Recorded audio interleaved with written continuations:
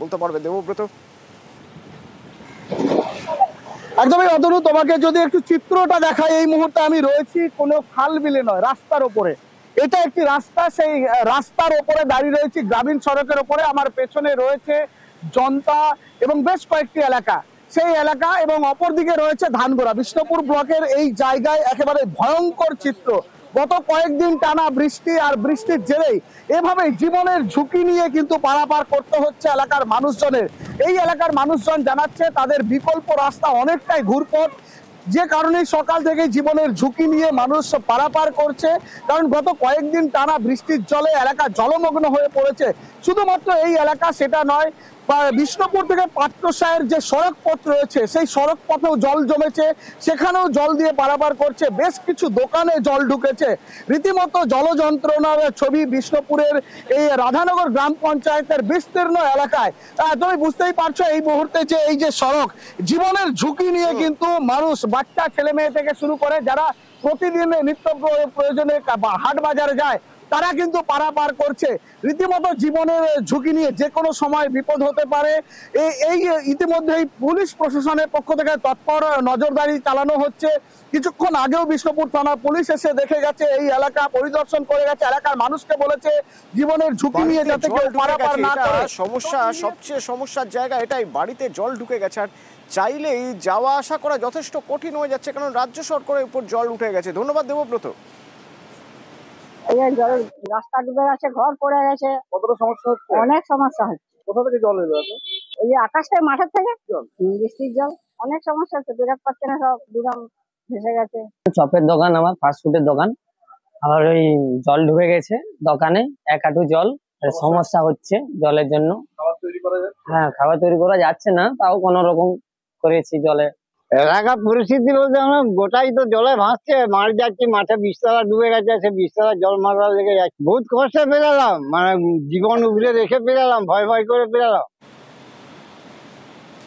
বিষ্ণুপুর রাজ্য সড়কে জল উঠে গেছে, আর আরামবাগ রাজ্য সড়কে নৌকা চালাতে হচ্ছে এমন অবস্থা। কারণ ওদিকে ডিভিসি জল ছেড়েছে, ডিভিসি জল ছাড়ার পরে মুন্ডেশ্বরী এবং বিভিন্ন নদীর জলস্তর বেশ কিছুটা বেড়ে গিয়েছে। কারো কারো একতলা বাড়িতে জল ঢুকে গিয়েছে, চাষের জমি জলে ভাসছে, বা বলা যেতে পারে জলে ডুবে গিয়েছে। শুভদীপ রয়েছে আমার সঙ্গে, কি অবস্থা শুভদীপ? হ্যাঁ দেখো, এই মুহূর্তে খানাকুলের যেটা অবস্থা, খানাকুলের মারোখানা, জগৎপুর এবং ধান্যগড়ি পঞ্চায়েতের বহু গ্রাম কিন্তু জলের তলায় চলে গিয়েছে। একতলা বাড়িতে যেমন জল ঢুকেছে, তেমনি গ্রামের যে রাস্তা, সেই রাস্তায় কিন্তু কোথাও এক হাঁটু, কোথাও এক কোমর জল, কোথাও এক বুক সমান জল পেরিয়ে কিন্তু মানুষকে যাতায়াত করতে হচ্ছে। প্রত্যেক দিন যে কোনো নিত্য প্রয়োজনীয় কাজে কিন্তু বাড়ি থেকে বেরোলেই সেই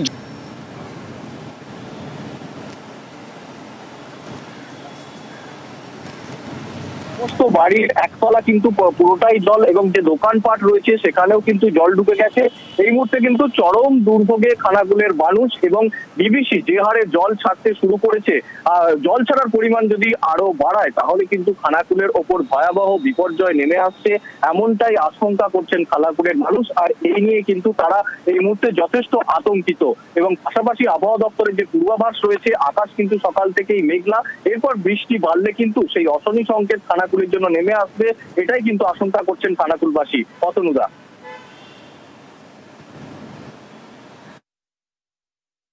জল বেড়েই চলেছে, পিচের রাস্তার উপর দিয়ে নৌকা পারাপার করে লোককে সব পারাপার করে দিতে হচ্ছে। জল ছাড়লে আরো বিপজ্জনক হয়ে উঠবে।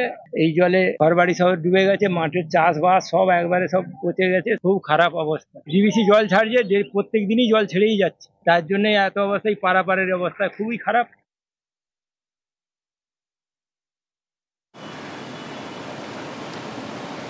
আর ওদিকে দ্বারকানো যে জল বেড়েছে, তাতে কজওয়েতে একটা ডাম্পার আটকে গিয়ে বিপত্তি। সুপ্রতিম রয়েছেন আমার সঙ্গে বীরভূম থেকে। সুপ্রতিম, কি অবস্থা এখন?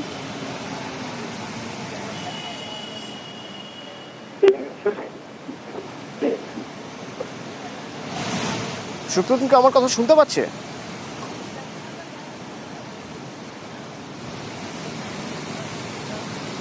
পাথর খাদান যাচ্ছিল বীরভূমের মোহাম্মদ বাজারে, সেই সময় কজওয়েতে ডাম্পার আটকে যায়। কেননা দরকা নদীর জল বেড়ে গিয়েছে, আর এই কজওয়েতে ডাম্পার আটকে যাওয়ার ফলে কজওয়ের যান চলাচল সাময়িক বন্ধ।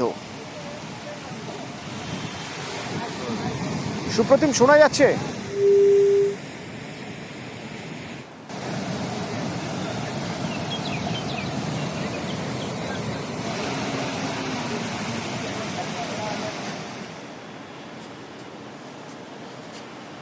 আর ওদিকে ঝাড়গ্রামে ডুলুং নদীর জলে একাধিক কজওয়ে ডুবে গিয়েছে এবং সেখান দিয়ে যাতায়াত তো কোনোভাবেই করা যাচ্ছে। সবচেয়ে গুরুত্বপূর্ণ যা তা হলো যে ঘুরপথে ঝাড়গ্রাম থেকে বাঁকুড়ায় যেতে হচ্ছে, তাতে বেশ কিছুটা সময় লেগে যাচ্ছে, কারণ কোথাও ভৈরব বাকির জল, কোথাও ডুলুং নদীর জলে কজওয়ে ডুবে গেছে। ঝাড়গ্রাম থেকে বাঁকুড়ার একাংশের যোগাযোগ কার্যত বন্ধ হয়ে গিয়েছে। রাজু রয়েছে আমার সঙ্গে সরাসরি। কি অবস্থা রাজু?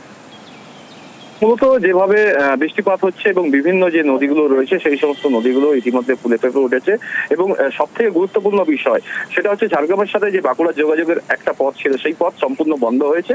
এখন ঘুরপথে অন্য জেলা হয়ে আবার বাঁকুড়া যেতে হচ্ছে, সেক্ষেত্রে কার্যত অনেকটাই সমস্যায় পড়তে হচ্ছে।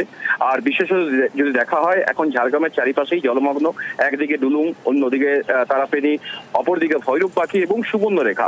যেভাবে ফুলে ফেঁপে উঠছে তাতে যে কোনো সময়ে সমস্যা হতে পারে। ইতিমধ্যে যেটা ঢোলকার যে কাজওয়ে যেটা জলের তলায় চলে গেছে এই ভৈরব পাখির জল বাড়াতে, সেই জায়গা থেকে যদি দেখা হয় সে কার্যত সেখানে প্রায় 3-4টে স্কুলে এখন যোগাযোগ বিচ্ছিন্ন হয়েছে এবং স্কুলে পঠন পাঠানো হচ্ছে না এমনটাও জানা যাচ্ছে।